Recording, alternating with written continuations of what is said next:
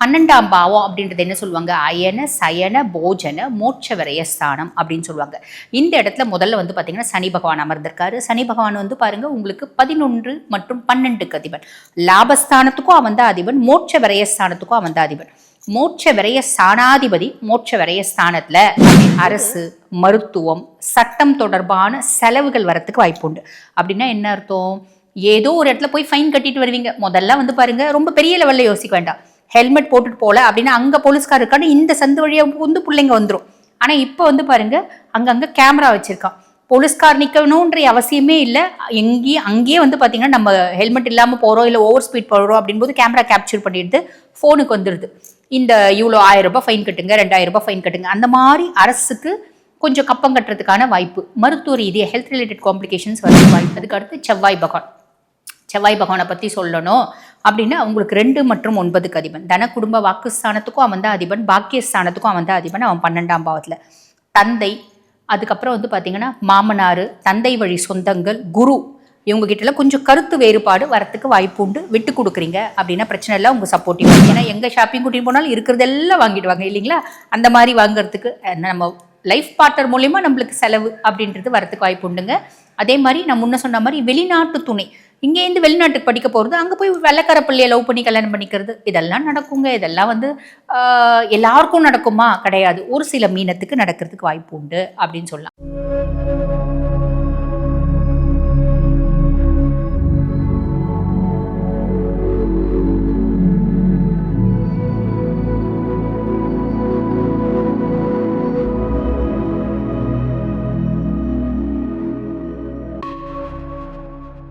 ஆன்மீக பரிகார நேயர்களுக்கு வணக்கம். நான் டாக்டர் தீபா அருளாளன். இன்னைக்கு நம்ம என்ன டாபிக் பற்றி டிஸ்கஸ் பண்ண போகிறோம் அப்படின்னா 5 கிரக சேர்க்கை, பஞ்ச கிரக யோகம்.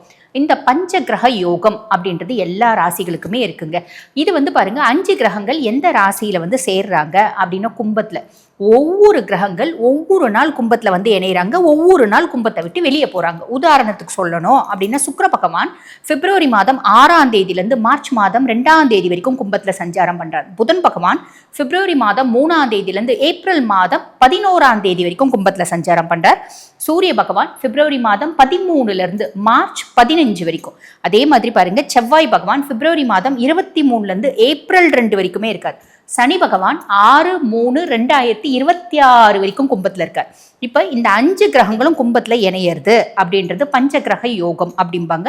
இது வந்து பாருங்க திருப்பி இந்த மாதிரி வரணும் அப்படின்னா உதாரணத்துக்கு சனி பகவான் கும்பத்தில் வர்றதுக்கே வந்து பார்த்தீங்கன்னா 29.5 ஆண்டு காலங்கள் எடுக்கும். அப்ராக்சிமேட்லி 30 வருஷம் ஆகும். என்னங்க குழப்புறீங்க? சனி பகவான் ஆல்ரெடி வந்து பார்த்தீங்கன்னா கும்பத்துலேருந்து மீனத்துக்கு போயிட்டாரே அப்படின்ற உங்களுக்கு குழப்பம் வரும்.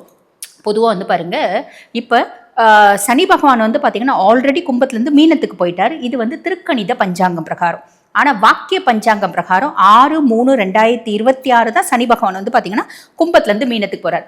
நீங்களே திருக்கணித பிரகாரம் பேசியிருக்கீங்க தானே அப்படின்னு கேட்பீங்க.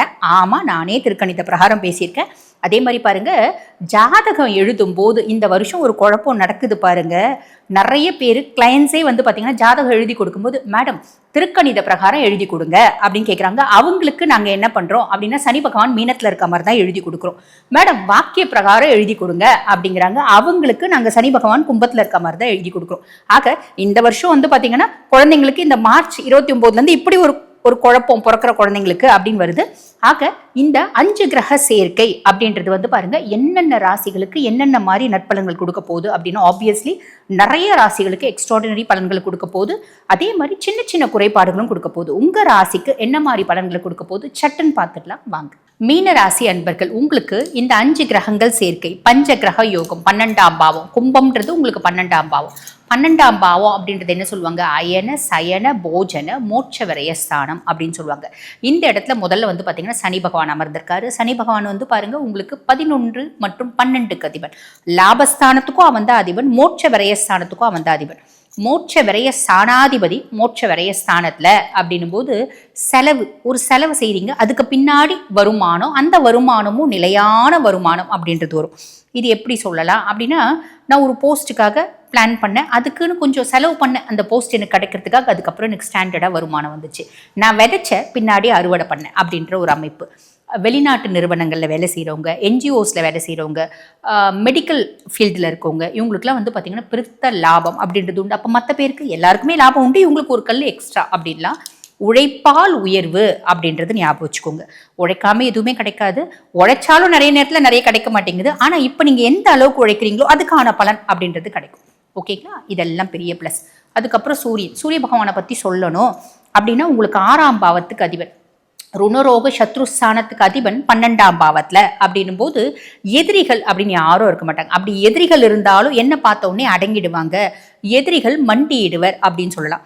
என்ன போட்டி எதுவாக இருந்தாலும், எந்த போட்டியில் நீங்கள் கலந்துக்கினீங்கனாலும் அதில் சக்ஸஸ் அப்படின்றது வந்துடுவீங்க. அதுக்காக டான்ஸ் ஆட போயிட்டு நான் டான்ஸ் ஆட மாட்டேன், நான் வந்து கப்பு வாங்கிடுவேனா அப்படின்னு கேட்கக்கூடாது. உங்களோட முயற்சி அப்படின்றத மூலதனமாக போடுறீங்க அப்படின் போது சக்ஸஸ். அதுவும் முக்கியமாக வந்து பார்த்தீங்கன்னா அரசாங்க தேர்வு இதெல்லாம் எழுதுறவங்களுக்கு சக்ஸஸ் அப்படின்றது வரும். அதுக்கு மேலே ஒரு சிலர் வந்து பாருங்க, இந்த கவர்மெண்ட் டெண்டர்லாம் எடுப்பாங்க பார்த்தீங்களா, அவங்களுக்குலாம் நிறைய பேருக்கு சக்ஸஸ் வரதுக்கு வாய்ப்பு உண்டு. அரசு, மருத்துவம், சட்டம் தொடர்பான செலவுகள் வரத்துக்கு வாய்ப்பு உண்டு. அப்படின்னா என்ன அர்த்தம்? ஏதோ ஒரு இடத்துல போய் ஃபைன் கட்டிட்டு வருவீங்க. முதல்ல வந்து பாருங்க, ரொம்ப பெரிய லெவலில் யோசிக்க வேண்டாம். ஹெல்மெட் போட்டுட்டு போல அப்படின்னா அங்கே போலீஸ்கார் இருக்கான்னு இந்த சந்து வழியாக வந்து பிள்ளைங்க வந்துடும். ஆனால் இப்போ வந்து பாருங்க, அங்கங்கே கேமரா வச்சிருக்கான். போலீஸ்கார் நிற்கணுன்ற அவசியமே இல்லை. அங்கேயே வந்து பார்த்தீங்கன்னா நம்ம ஹெல்மெட் இல்லாமல் போகிறோம், இல்லை ஓவர் ஸ்பீட் போகிறோம் அப்படின்போது கேமரா கேப்சர் பண்ணிடுது, ஃபோனுக்கு வந்துடுது. இந்த இவ்வளோ 1000 ரூபாய் ஃபைன் கட்டுங்க, 2000 ரூபாய் ஃபைன் கட்டுங்க. அந்த மாதிரி அரசுக்கு கொஞ்சம் கப்பம் கட்டுறதுக்கான வாய்ப்பு, மருத்துவ ரீதியாக ஹெல்த் ரிலேட்டட் காம்ப்ளிகேஷன்ஸ் வரதுக்கு வாய்ப்பு உண்டு, சட்ட சிக்கல்கள் வரதுக்கு வாய்ப்பு உண்டு. அப்போ ரொம்ப சிம்பிளுங்க, இன்கம் டேக்ஸ்லாம் ஃபைல் பண்ணலை அப்படின்னா ஃபைல் பண்ணிக்கோங்க, இல்லைனா அது சார்ந்த பிரச்சனை வரதுக்கு வாய்ப்பு உண்டு. அதுக்கடுத்து செவ்வாய் பகவானை பற்றி சொல்லணும் அப்படின்னா, உங்களுக்கு 2 மற்றும் 9க்கு அதிபன், தன குடும்ப வாக்குஸ்தானத்துக்கும் அவன் தான் அதிபன், பாக்கியஸ்தானத்துக்கும் அவன் தான் அதிபன். அவன் 12ஆம் பாவத்தில் தந்தை, அதுக்கப்புறம் வந்து பார்த்தீங்கன்னா மாமனார், தந்தை வழி சொந்தங்கள், குரு, இவங்க கிட்டலாம் கொஞ்சம் கருத்து வேறுபாடு வரத்துக்கு வாய்ப்பு உண்டு. விட்டு கொடுக்குறீங்க அப்படின்னா பிரச்சனை இல்லை, அவங்க சப்போர்ட்டிவாக இருப்பாங்க.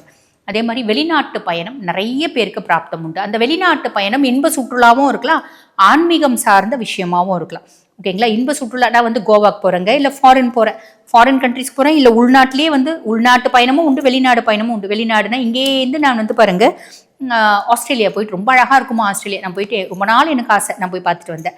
நான் இங்கேருந்து 10 மலை முருகனை போய் பார்த்துட்டு வந்தேன், இங்கேருந்து கதிர்காம முருகனை போய் பார்த்துட்டு வந்தேன். ஸோ ஆன்மீக பயணமும் வரத்துக்கு வாய்ப்பு உண்டு, இன்ப சுற்றுலா வரத்துக்கும் வாய்ப்பு உண்டு. இது எல்லாமே வந்து பார்த்தீங்கன்னா பெரிய ப்ளஸ் அப்படின்னு சொல்லலாம். சரி, அதே மாதிரி பாருங்க, ரெஜிஸ்ட்ரேஷன் அப்படின்றது ஒன்று நடக்கும். ரெஜிஸ்ட்ரேஷன் நிறைய பேர் வீடு வாங்கி ரெஜிஸ்டர் பண்ணுவீங்க, ஃப்ளாட் வாங்கி ரெஜிஸ்டர் பண்ணுவீங்க, கார் வாங்கி ரெஜிஸ்டர் பண்ணுவீங்க, இப்படி ஏதோ ஒன்று 2 வீலர் வாங்கி ரெஜிஸ்ட்ரேஷன் பண்ணுவீங்க.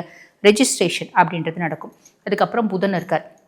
புதனை பொறுத்த வரைக்கும் 4 மற்றும் 7க்கு அதிபன். உங்கள் சுக தாயார் ஸ்தானத்துக்கும் அவன் தான் அதிபன், கலத்திர ஸ்தானத்துக்கும் அவன் தான் அதிபன். அப்போ மேரேஜ் பார்ட்னர் மூலியமாக செலவு, பார்ட்னர்ஷிப்பில் செலவு. ரொம்ப சிம்பிளுங்க. ஒரு பார்ட்னர்ஷிப் கன்சர்ன் நீங்கள் வைக்கலாம், இல்லை ஆல்ரெடி பார்ட்னர்ஷிப் கன்சர்ன், இப்போ கொஞ்சம் நான் இன்வெஸ்ட் பண்ணுறேன், என் பார்ட்னர் இன்வெஸ்ட் பண்ணார், அதனால நானும் இன்வெஸ்ட் பண்ணுறேன், அது மூலியமாக தொழில் நல்ல டெவலப் ஆகுது. தொழில் நல்ல டெவலப் ஆனால் வருமானம் நல்லா வருது அப்படின்ற ஒரு அமைப்பு. நிறைய பேருக்கு திருமணம் அப்படின்றது ஒன்று வரத்துக்கு வாய்ப்பு உண்டு, திருமணம் கூடி வரத்துக்கு வாய்ப்பு உண்டு. அதே மாதிரி பார்த்தீங்கன்னா வெளிநாட்டில் துணை அமையறதுக்கான வாய்ப்பு உண்டு. இப்போ உங்களோட லைஃப் பார்ட்னர் கேட்கலாம், எங்க எனக்கு ஒரு 2 பவுன் நகை வாங்கி கொடுங்க, வாங்கி கொடுக்கலாம். நகை தான் இப்போ ஏகப்பட்ட விலை விற்குது, எங்க என்னை வந்து வெளியே கூட்டின்னு போங்க, என்ன ஷாப்பிங் கூட்டின்னு போங்க, ஷாப்பிங் கூட்டின்னு போகிறதுக்கு 2 பவுன் நகை கூட வாங்கி கொடுத்துடலாம். ஏன்னா எங்கே ஷாப்பிங் கூட்டின்னு போனாலும் இருக்கிறதெல்லாம் வாங்கிடுவாங்க இல்லைங்களா? அந்த மாதிரி வாங்குறதுக்கு நம்ம லைஃப் பார்ட்னர் மூலியமாக நம்மளுக்கு செலவு அப்படின்றது வரத்துக்கு வாய்ப்பு உண்டுங்க.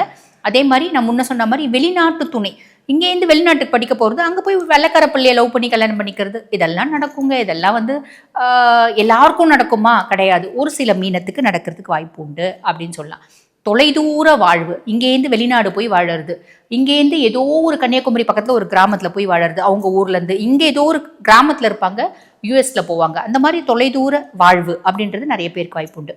முடிவெடுக்கிறதுல ஒரு விதமான குழப்பம், மந்த நிலை அப்படின்றது இருக்கும். உங்களுக்கு முடிவெடுக்கிறதுல குழப்பம் இருக்குது அப்படின்னா உங்களோட மென்டாஸ், வெல்விஷர்ஸை கேட்டு அனலைஸ் பண்ணி எந்த ஒரு விஷயமா இருந்தாலும் செய்யுங்க. அதுக்கப்புறம் சுக்கிர பகவான் 12ஆம் பாவத்தில். சுக்கிர பகவானை பற்றி சொல்லணும் அப்படின்னா 3 மற்றும் 8க்கு அதிபன். இளைய சகோதர தைரியஸ்தானத்துக்கும் அவன் தான் அதிபன், அஷ்டமஸ்தானத்துக்கும் அவன் தான் அதிபன். அப்போ இவன் 12ஆம் பாவத்தில் அப்படின்போது ரகசிய உறவுகள் அப்படின்றது நிறைய பேருக்கு வரத்துக்கு வாய்ப்பு உண்டு. ரகசிய உறவுகள், மீனத்தை போய் எப்படி சொல்லிட்டீங்களே, வரவுகள் வாய்ப்பு உண்டு. நீங்கள் இருக்கீங்க இல்லை அதெல்லாம் உங்களோட ஆப்ஷன். இது வரைக்கும் இல்லைங்க நாங்கள் ரொம்ப நல்லவங்க, அப்போ உங்களுக்கு இந்த வரிகள் கிடையாது. அந்த மாதிரி எண்ணம் இருக்க உங்களுக்கு அந்த வரிகள். ரகசிய உறவுகள் நிறைய பேருக்கு வரத்துக்கு வாய்ப்பு உண்டு. மறைமுக ஆசைகள் அதுவும் வரத்துக்கு வாய்ப்பு உண்டு. சம்பந்தமே இல்லாமல் ரொம்ப நல்லவங்களா வாழ்வாங்க, திடீர்னு ஏதோ ஒரு தேவையில்லாத ஒரு ஆசையினால போய் சிக்கல்ல மாட்டிப்பாங்க. அந்த மாதிரி வரத்துக்கும் வாய்ப்பு உண்டு. அதுக்கும் மேலே 12ஆம் பாவத்தில் சுக்கிரன் போது உங்களுக்கு என்னென்னலாம் தேவை. நீங்கள் வந்து பாருங்கள், ஒரு அழகாக ஒரு கார் வாங்கணும்னு ஆசைப்பட்டீங்க, நல்ல ஷாப்பிங் போய் ஒரு 10 பட்டு புடவை வாங்கணும்னு ஆசைப்பட்டீங்க, நல்ல பேஷன் ஜுவல்லரி வாங்கணும்னு ஆசைப்பட்டீங்க, காஸ்மெட்டிக்ஸ் வாங்கணும்னு ஆசைப்பட்டீங்க, என்னென்னலாம் ஆசைப்பட்டீங்களோ அதெல்லாம் வாங்குவீங்க. பெரிய லெவலில் செலவு இல்லாமல் பார்த்துக்கோங்க. எவ்வளோ லட்சக்கணக்கில் செலவு பண்ணாலும் எங்களுக்கு வசதி இருக்குங்க, நாங்கள் வந்து செலவு பண்ணுறதுக்கு அப்படின்னா அதை பற்றி யோசிக்க வேண்டாம். ஆக இந்த 31 நாட்கள் நிறைய நல்லது உங்களுக்கு நடக்கிறதுக்கு காத்திருக்கு. ப்ராப்பராக யூட்டிலைஸ் பண்ணிக்கிறீங்க அப்படின்னா நல்லது நடக்கும், நல்லது மட்டுமே நடக்கும். வாழ்த்துக்கள். இப்போ நான் சொன்னது வந்து பார்த்தீங்கன்னா உங்கள் ராசிக்கான ஒரு பொதுவான பலன். இப்போ இந்த பதிவை பார்த்துட்டு இருக்கோங்க, சரிம்மா ராசிக்கான பொதுவான பலன் கோச்சார பலன் எவ்வளோ சதவீதம்? 50%. இப்போ எங்கள் சுய ஜாதகத்துக்கு இந்த பஞ்சகிரக யோகம் என்ன மாதிரி பலன்களை கொடுக்கும் எக்ஸாக்டாக தெரிஞ்சுக்கணும் அப்படின்னாலும் நாங்கள் வந்து பாருங்கள், இந்த காலகட்டத்தில் வீடு கட்டலாமா, அதாவது எங்கள் பிள்ளைங்களுக்கு வந்து 39 வயசாச்சு, 30 வயசாச்சு, திருமணமே ஆகலை, 39 வயசுக்கு திருமணம் நடக்குமா? 50 வயசுல கூட திருமணம் பண்ணிக்கலாம், இதுக்கு மேலே கல்யாணம் பண்ணின்னு என்ன பண்ண போகிறோம் அப்படிலாம் யோசிக்காதீங்க. உங்களுக்கு வந்து பார்த்தீங்கன்னா ஒரு வாழ்க்கை துணை அப்படின்றது தேவை, சரிங்களா? அப்போ இந்த மாதிரி திருமணம் பண்ணணும் அப்படின்னாலும் இது வரைக்கும் வீடு அமையறதுக்கான பிராப்தமே இல்லை, வீடு வாங்கணும் அதில் பெரிய வில்லங்க வருது, பிரச்சனை வருது அப்படின்னாலும் நம்ம வந்து பாருங்கள், இது மாதிரி இன்னும் ஏகப்பட்ட பிரச்சனைகள் இருக்குது. குழந்தைங்க சார்ந்த பிரச்சனை, சமுதாயம் சார்ந்த பிரச்சனை, தொழில் சார்ந்த பிரச்சனை, எதுவாக இருந்தாலும் நான் பேசிகிட்டு இருக்கும்போது இது எல்லாத்துக்கும் தீர்வு என்ன? உங்களோட சுய ஜாதகம் தான். அதுதான் வந்து பார்த்தீங்கன்னா சோல் இண்டெக்ஸ் அப்படிம்பாங்க. இந்த உங்கள் சுய ஜாதகத்தை அனலைஸ் பண்ணால் என்ன நடக்கும் துல்லியமாக கண்டுபிடிக்க முடியும். எப்படி கண்டுபிடிக்க முடியும்? சுய ஜாதகத்தை அனலைஸ் பண்ணால். உங்கள் சுய ஜாதகத்தை நீங்கள் அனலைஸ் பண்ணிக்கணும்னு விருப்பப்பட்டீங்கன்னா நான் பேசிகிட்டு இருக்கும்போது என்னோடய வாட்ஸ்அப் நம்பர் டிஸ்பிளேயில் கொடுத்துருப்பாங்க, அந்த வாட்ஸ்அப் நம்பருக்கு கால் பண்ணி அப்பாயின்மெண்ட் ஃபிக்ஸ் பண்ணி என்கிட்ட பேசிக்கலாம். தேங்க்யூ.